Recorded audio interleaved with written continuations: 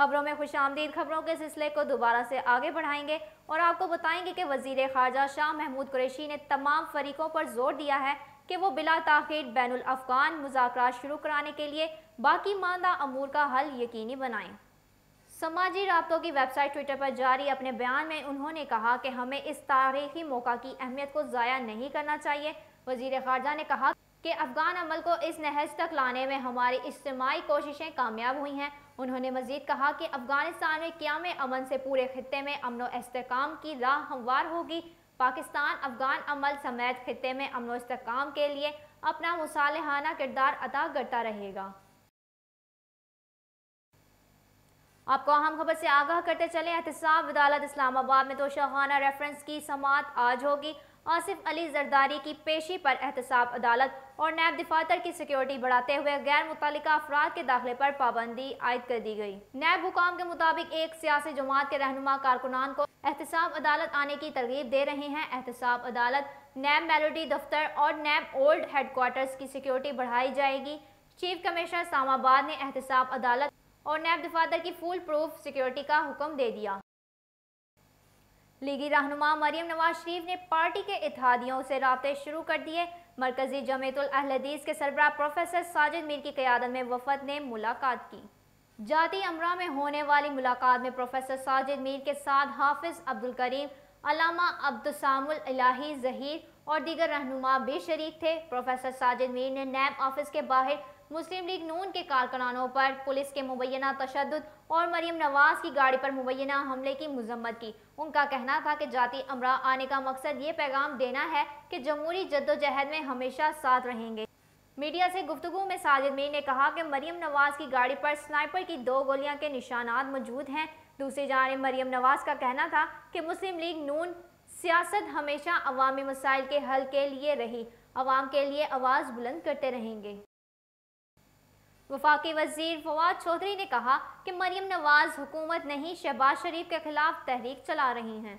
فواد چودھری کا کہنا تھا کہ مریم نواز کی سیاست پارٹی قیادت پر قبضہ کرنے کی ہے۔ شہباز شریف پارٹی قیادت سے گریں گے تو ہی مریم سیاست کریں گی، جبکہ شہباز شریف کی بھی سیاست مریم نواز کیمپ کے خلاف ہے۔ فواد چودھری نے دعویٰ کیا کہ شہباز شریف کی ترجیح ہے کہ مسلم لیگ نون کی قیادت پر اپنا قبضہ مستحکم کریں۔ جب تک مریم اور شہباز کی لڑائی ختم نہیں ہوتی، وہ اے پی سی میں جا کر کیا کریں گے؟ مسلم لیگ نون کی اندرونی لڑائی سے فارغ ہوں گی تو ہی فیصلہ کر پائیں گی کہ حکومت کے خلاف کیا حکمت عملی اختیار کرنی چاہیے۔ آپ کو اہم خبر سے آگاہ کرتے چلیں، میئر کراچی کی مدت ختم ہونے کے بعد متفقہ ایڈمنسٹریٹر لانے کا پلان تیار کر لیا گیا۔ آئندہ بلدیاتی انتخابات سے پہلے ڈی لیمیٹیشن ہوگی۔ بااختیار میئر لانے کے لیے سندھ اسمبلی میں بل پیش کیا جائے گا۔ پی ٹی آئی رہنما خرم شیر زمان کا کہنا ہے کہ کراچی نے ہمیں بڑا مینڈیٹ دیا، اس لیے وفاقی حکومت پر بہت دباؤ ہے۔ پیپلز پارٹی کو ایک آخری موقع دینے اور سندھ حکومت کے ساتھ مل بیٹھنے کو تیار ہیں۔ اگر اب بھی کام نہ کیا تو ڈنڈے کا آپشن رہ جائے گا۔ دوسری جانب کراچی سمیت سندھ بھر کے مسائل حل کرنے کے لیے وفاقی اور سندھ حکومت ایک بیچ پر آ گئی۔ مسائل کے حل کے لیے مشاورتی کمیٹی تشکیل دے دی گئی۔ کمیٹی کی تشکیل کے حوالے سے ترجمان سندھ حکومت مرتضی وہاب نے بھی تصدیق کر دی۔ آگے بڑھتے ہوئے آپ کو بتاتے چلیں، ہائیڈرو پاور پروجیکٹ کے ذریعے 3415 میگا واٹ گرین انرجی پر تیزی سے کام جاری ہے۔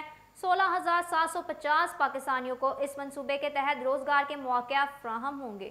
پاکستان تحریک انصاف کی حکومت نے گزشتہ 2 سال کے دوران ملک میں توانائی کی ضروریات کو پورا کرنے کے لیے ترجیحی بنیادوں پر اقدامات کیے تاکہ ملک کے ہر شہری کو سستی اور گرین انرجی مہیا کی جا سکے۔ سی پیک منصوبہ کے تحت پاکستان کا کروڈ ہائیڈرو پاور پروجیکٹ سے 720 میگا واٹ بجلی حاصل کی جائے گی، جو $1.74 ارب سے تعمیر کیا جا رہا ہے، جس کے کام کی پیش رفت جاری ہے۔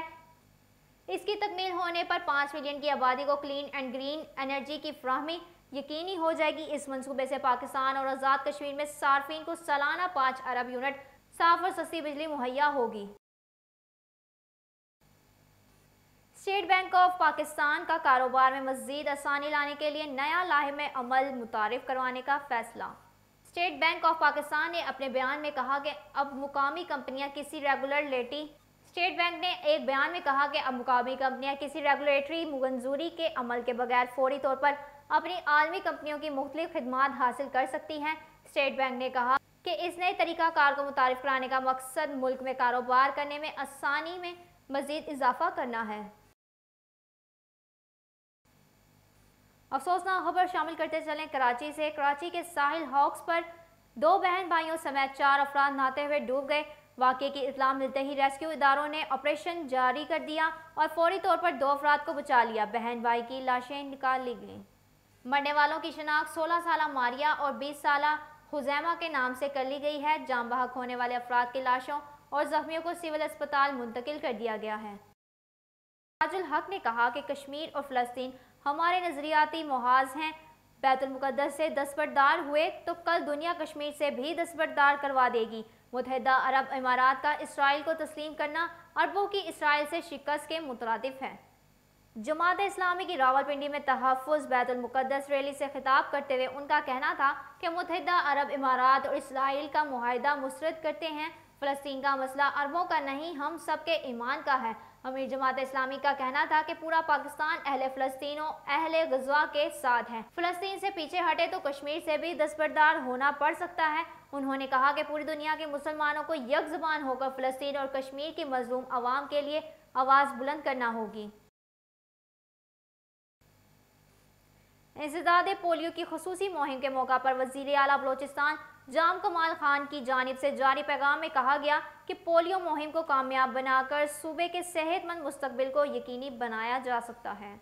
जाम कमाल खान ने कहा कि पोलियो मुहिम की कामयाबी वालिदैन और सिविल सोसाइटी के ताउन के बगैर मुमकिन नहीं।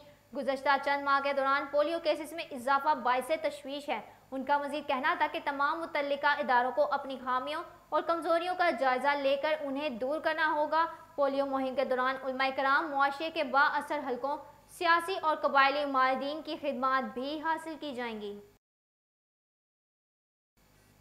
आपको बताते चलें, army chief general Qamar Javed Bajwa और बिल गेट्स के दरमियान टेलीफोनिक राब्ता हुआ। कोरोना से निपटने की हिकमत अमली और इस्तेदाद पोलियो मुहिम की बहाली पर तबादला ख्याल किया गया। ISPR के मुताबिक army chief general Qamar Javed Bajwa ने कहा कि पाकिस्तान को पोलियो से पाक बनाना कौमी मकसद और कोशिश है। इस कामयाब मुहिम का सहरा मोबाइल टीमों, सेहत आमा और कानून नाफिज करने वाले इदारों के सर है। इस मौका पर बिल गेट्स ने इस्तेदाद पोलियो मुहिम के दौरान मुनासिब रसाई यकीनी बनाने के लिए पाक फौज के ताउन को सराहा। बिल गेट्स ने कोरोना पर काबू पाने की पाकिस्तान की कामयाब हिकमत अमली की भी तारीफ की। जमीयतुल उलमा इस्लाम के सरबराह मौलाना फजल रहमान ने कहा कि मार्च में हुकूमत की बसात लपेटने का वादा किया गया था। मार्च गुजर गया, अब मिलियन मार्च ही वापस रह गया।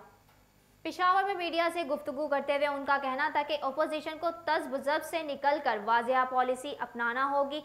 कॉल और फेल में तजाद खत्म करना होगा, जिसके बाद आम आदमी हज़्ब इत्तलाफ़ की तहरीक पर मुकम्मल एतमाद करेगी। उन्होंने कहा कि अपोजिशन की बड़ी जमातें हुकूमत को जाली भी कहती हैं और वक्त पड़े तो इसके बिल की भी मंजूरी कराती हैं। उन्होंने कहा कि मुत्तहिदा अरब इमारात और इसराइल के माबैन मुआहिदा फ़लस्तीनियों के जदोजहद आज़ादी की नफ़ी करता है। ये फैसला उम्मत मुसलमा या अरब दुनिया का फैसला नहीं। खबरें अभी और भी हैं, मगर इस ब्रेक के बाद हमारे साथ रहिएगा।